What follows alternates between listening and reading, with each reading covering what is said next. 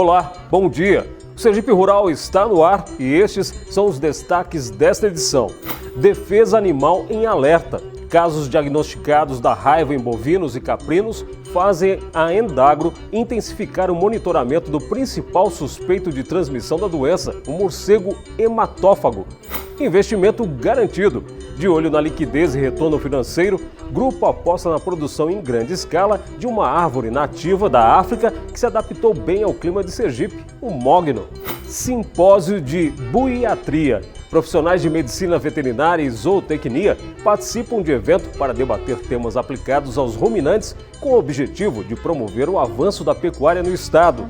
E ainda, mãos talentosas. Com o apoio do Sebrae, artesãs de povoado de Neópolis produzem peças em palha, que é sinônimo de emprego e renda familiar. Não saia daí, o Sergipe Rural, o telejornal que leva até você as notícias do campo, está só começando.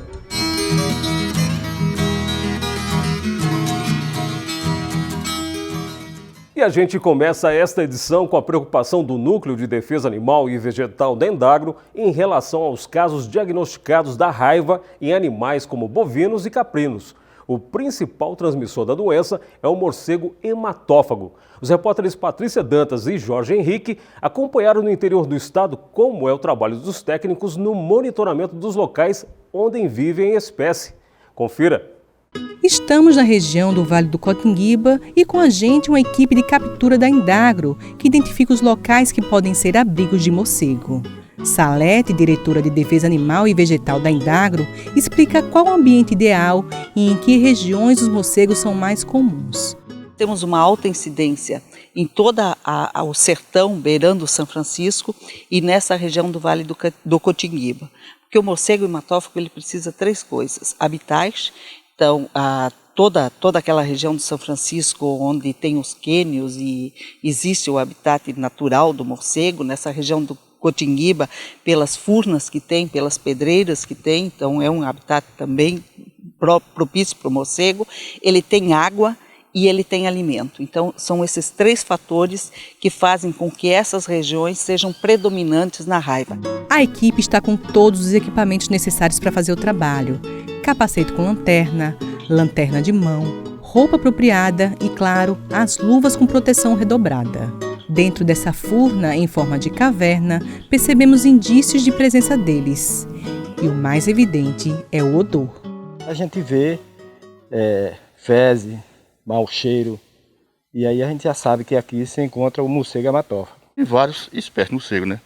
Mas o hematófago que a gente localiza só é o hematófago.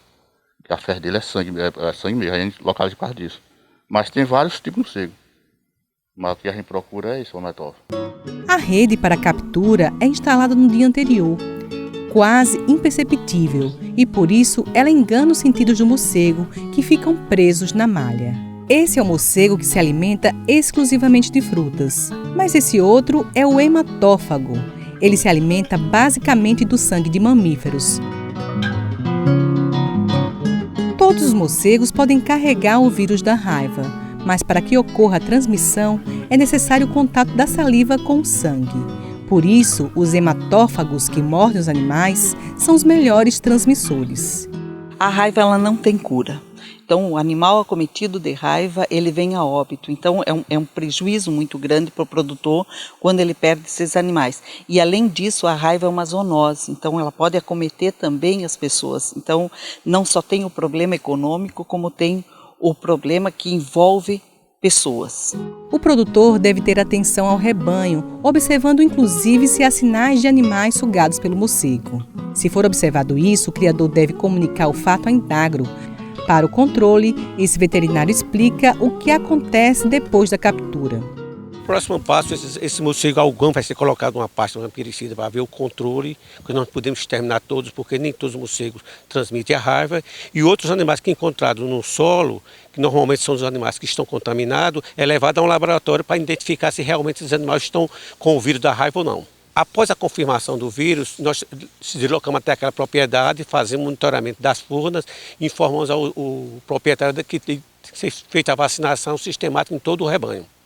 Em toda a região tem que ser feita a vacinação sistemática de raiva, porque, na verdade, quando existe isso, existe a contaminação nos animais. Hoje nós controlamos mais de 100 furnas no estado, onde nós monitoramos e controlamos essa população de morcego e todo o entorno onde tem animais sugados, se faz esse trabalho. Só trabalhamos em furnas onde existe morcego hematófago. Os outros morcegos, os frutíferos, eles são morcegos do bem, digamos assim, né, porque eles fazem a polinização e esses morcegos eles devem ser preservados justamente por isso.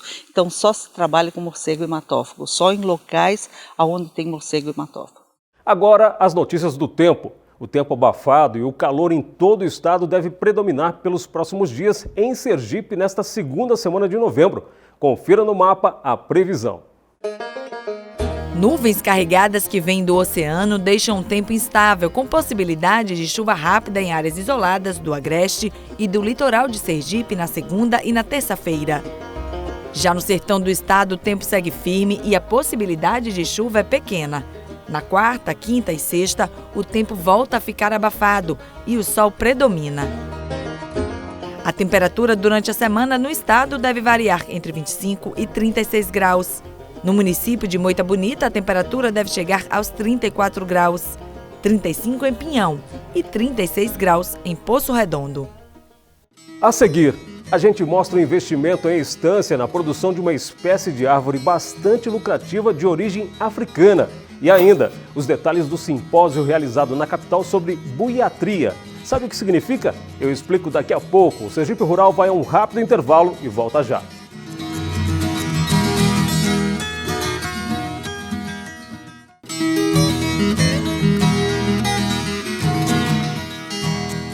O auditório da Faculdade Pio X, na capital sergipana, foi o local escolhido para a realização do 4º Simpósio Sergipano de Buiatria. O evento reuniu profissionais de zootecnia e veterinária para debater as novidades sobre animais ruminantes, de olho nos avanços da pecuária no estado.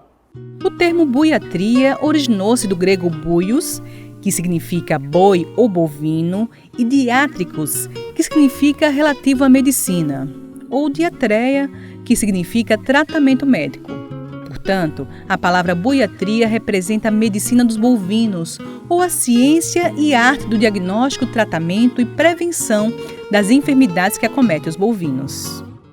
Atualmente, o termo abrange genericamente todos os aspectos relacionados à saúde e à produção de ruminantes, especialmente bovinos, ovinos, caprinos e bubalinos, levando em conta, inclusive, o bem-estar animal, como pontua Rubem Val, presidente do Conselho Regional de Medicina Veterinária de Sergipe, presente no 4º Simpósio de Buiatria. Hoje nós temos um dos maiores rebanhos comerciais do mundo.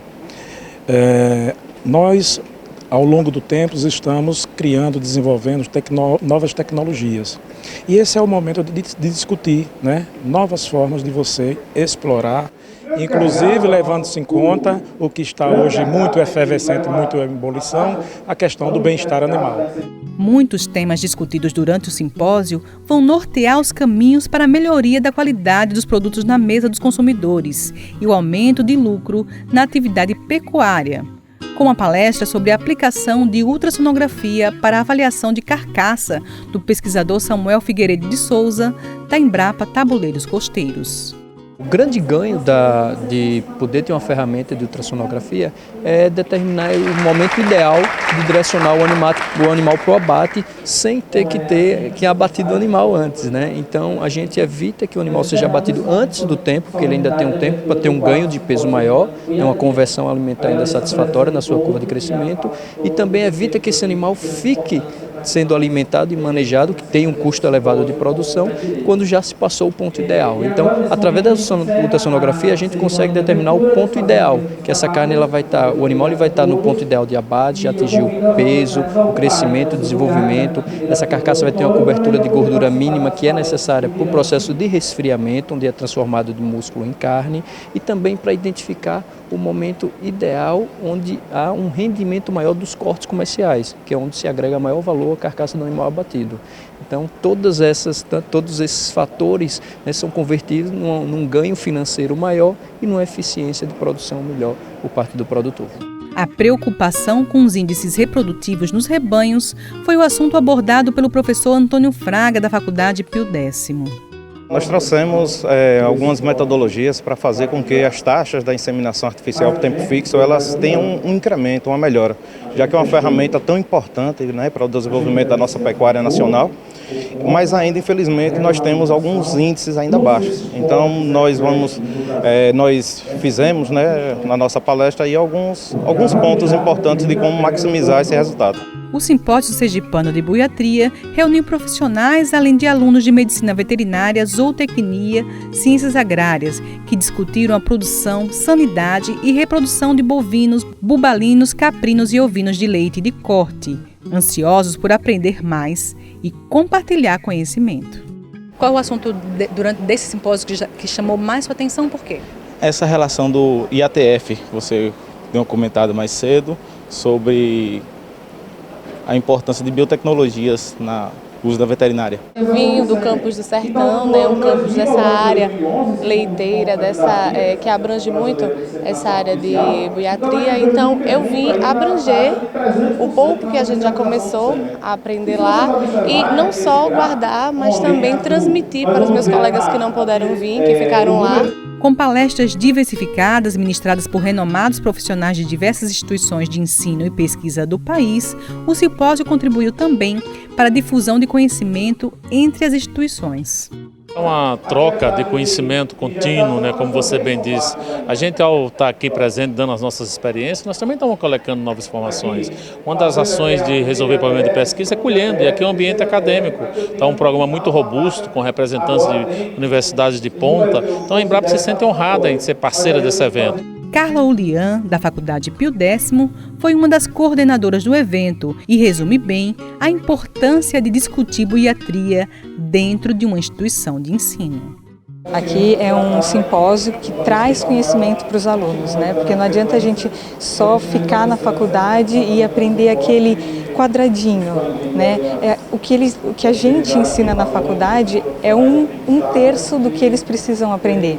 Então, a gente aqui tenta trazer 2/3 e aí quando eles saem da faculdade, eles completam o restante do terço do conhecimento deles. E agora eu trago um recado para você que acompanha nosso programa e tem alguma sugestão interessante de reportagem. Entre em contato com a gente através do WhatsApp do Sergipe Rural. Anote o número 99894-6691. Participe! E esta semana, quem entrou em contato com a gente foi o telespectador José Santana Filho. Ele mora lá na cidade de Estância, no sul do estado. Pediu que a gente mostrasse a propriedade do município, onde se produz em grande escala uma árvore africana bastante lucrativa, o mogno. Você pode até não conhecer essa árvore, mas daqui a pouco mais de 10 anos, o metro cúbico da madeira serrada dessa árvore valerá muito, muito mesmo. E da madeira dela são fabricados móveis de alta qualidade e até grandes embarcações. Se você pensou em mogno, mais precisamente no mogno africano, você acertou. É uma espécie exótica e foi introduzida aqui no Brasil, no estado do Pará, e atualmente ela é difundida em toda a costa litorânea do Brasil e em regiões com precipitação entre 1.600 e 1.800 milímetros ao ano. Aqui em Sergipe tem em torno de 50 hectares de floresta de mogno africano plantado, e com boas perspectivas de produção, né? As mudas aqui elas vieram de origem de Minas Gerais, tanto por muda produzida por semente quanto muda produzida por clone.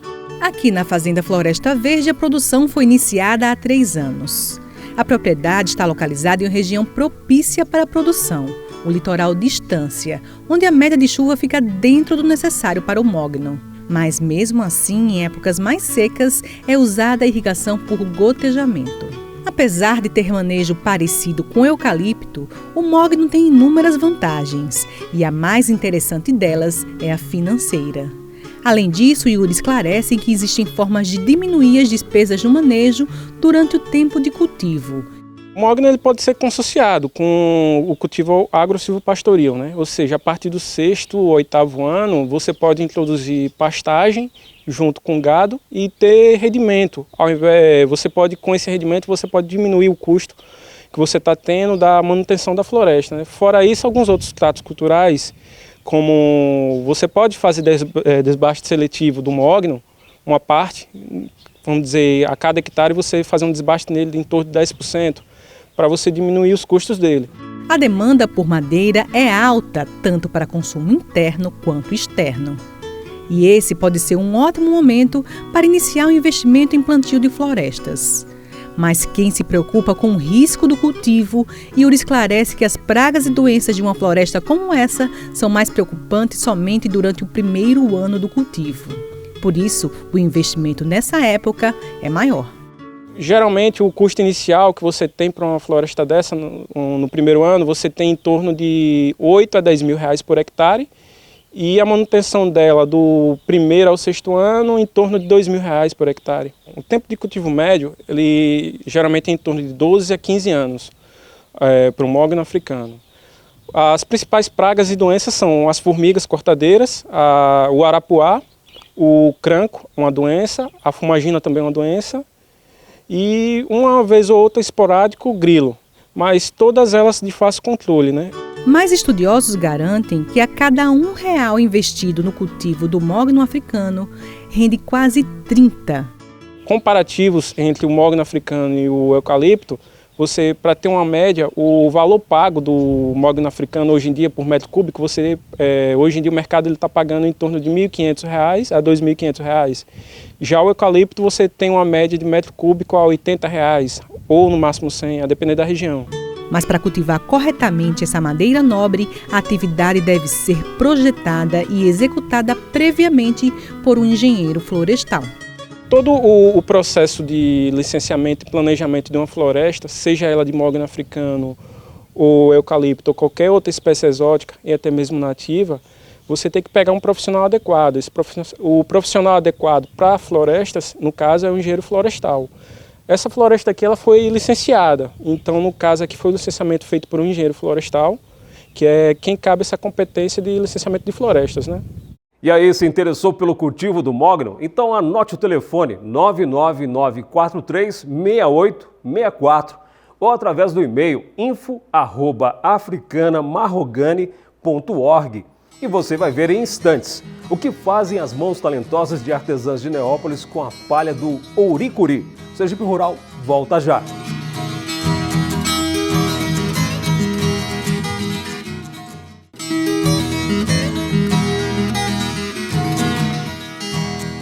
Já estamos de volta e desta vez para mostrar o resultado da união do talento de um grupo de artesãs de Neópolis depois do incentivo técnico do Sebrae para a produção de peças com a palha de ouricuri. Há uma década no mercado, as integrantes da Associação Artesanal Formiguinhas capricham na qualidade das peças que são sinônimos de emprego e renda familiar. Acompanhe. A sede da Associação Artesanal Formiguinhas em Ação fica na Vila Operária da Fábrica de Tecidos Peixoto Gonçalves, localizada no povoado Passagem, em Neópolis, 120 quilômetros de Aracaju.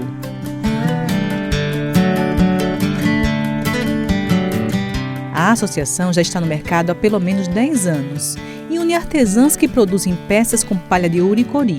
A necessidade de união dessas mulheres aconteceu por acaso. Não começamos diretamente com a palha, começamos com outro artesanato, mas depois a gente viu a necessidade de colocar outros produtos, como a minha mãe, e a gente já sabia fazer as cestas de palha. Então eu sugeri, para minhas colegas, que a gente colocasse cestinha de palha. Então começamos a colocar a cestinha de palha, levar para a feira, e o que fez sucesso foi a cestinha de palha. Fez tanto sucesso que eu e minha mãe a gente não estava conseguindo mais dar conta das encomendas. Então eu sugeri para minhas colegas, olha, vocês têm que aprender a palha, viu? Que está ficando muito puxado o trabalho. Aí, então as demais aprenderam e a gente teve assim a ideia, o nosso objetivo era crescer. A ideia do nome Formiguinhas, Ligia explica, veio das próprias mulheres por perceberem a semelhança do trabalho que faziam com o trabalho das formigas operárias. Nós trabalhamos em grupo e as formiguinhas trabalham em grupo. Então ela deu esse nome, como formiguinhas, que as formiguinhas no inverno procuram alimentação e nós é a palha para trabalhar no verão, né? Quando o grupo se formou, o Sebrae ofereceu uma consultoria para aperfeiçoar o artesanato feito por essas mulheres e criou o projeto Artesanato Trançado na Palha, que segue um controle de qualidade e de acabamento para tornar o produto mais atrativo para o mercado. Fazemos as peças, aí tem o acabamento. Aí, como eu sou a controle de qualidade, eu vou ver se está correto a peça, né? O final da peça. Aí, se ela passar e tiver toda perfeitinha, aí vai para a loja. E se não tiver, a gente corta ou exclui ela. As artesãs produzem bandejas, cestas e vários outros produtos, mas existe um produto que conquista a atenção dos clientes. O carro-chefe da gente são as mandalas e as bandejas. São produtos decorativos, né? E as pessoas, elas se identificam muito pelo significado da mandala, por ter a cozinha arrumada com a bandeja, né? E assim, uns produtos de qualidade, uns produtos com bom acabamento, né? E por isso que as pessoas gostam bastante, e são o que a gente mais vende. Entre os sonhos desse grupo, além de ver as peças atravessando divisas e fronteiras, é ter um carro adaptado para a venda de artesanato em Aracaju, que é a porta de entrada para o turista. A peça vai naquele local que a gente tem certeza de segurança, que quando ela chegar lá, as peças, mostrar aquela peça que a gente fizemos ao povo e o povo gostar. O artesanato mudou a vida dessas mulheres que fazem do talento artístico um complemento da renda familiar. E elas têm orgulho do que fazem. E quando se trabalha com amor, muda tudo. Depois de você confeccionar uma peça, você vê e olhar, foi eu que criei, foi eu que fiz, é uma sensação de orgulho, né? De orgulho, e principalmente quando você vê o cliente chegar e dizer, ó, que lindo, quanto é? Ah, eu vou levar, né? Aí é que você fica assim, né, com aquele orgulho de você ter confeccionado aquele produto, aquela peça, e assim, o cliente gostar e você receber o elogio, né? Isso é muito gratificante. E por isso que eu amo ser artesã. E o Sergipe Rural de hoje termina aqui, mas você pode ajudar na produção do próximo programa? É só enviar e-mail para sergiperural@perip.se.gov.br ou através do WhatsApp do programa. Anote o número 99894-6691. Obrigado por sua companhia e até o nosso próximo encontro. Tchau!